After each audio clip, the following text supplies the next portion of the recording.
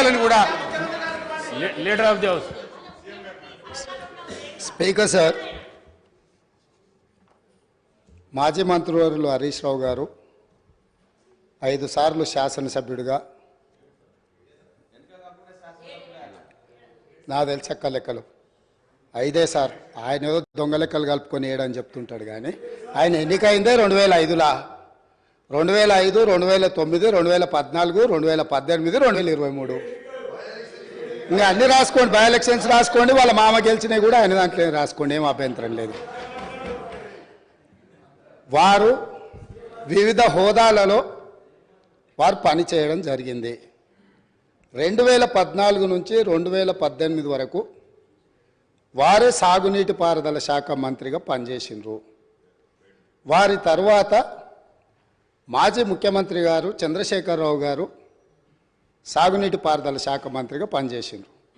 అంటే ఈ 9.5 సంవత్సరాలు వాళ్ళ కుటుంబము తప్ప ఇతరులు ఎవ్వరూ సాగునీటి పారుదల శాఖ మంత్రిగా పనిచేయలేదు.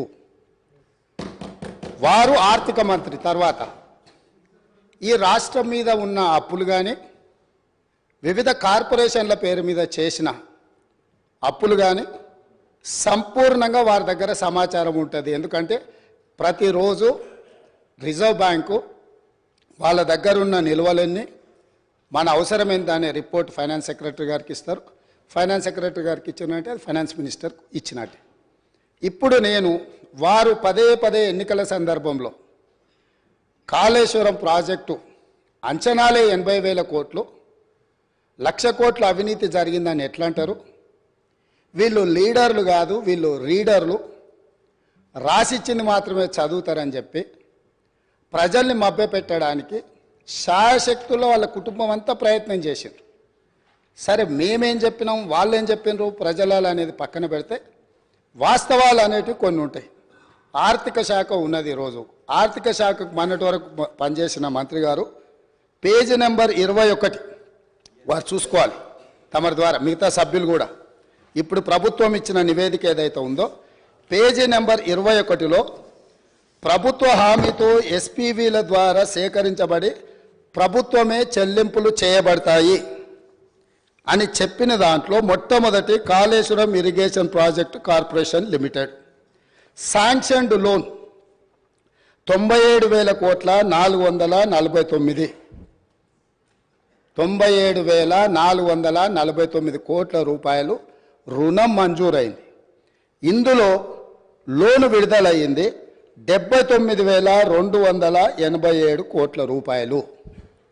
నేనిప్పుడు తమరి ద్వారా ఆర్థిక మంత్రి గారిని సూటిగా ప్రశ్నించదలుచుకున్నా. మాజీ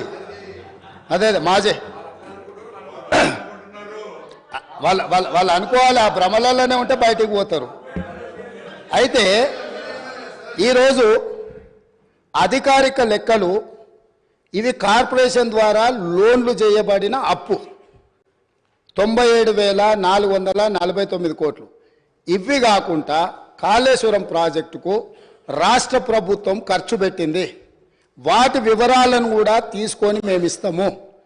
ఈరోజు వారు సభను మళ్ళీ మీ ముందు తప్పుదో పట్టిస్తున్నారు. కాబట్టి సభలో సంపూర్ణమైన సమాచారంతో, అనుభవంతో ఆ సభ్యులు మాట్లాడితే మాకు ఎలాంటి అభ్యంతరం లేదు.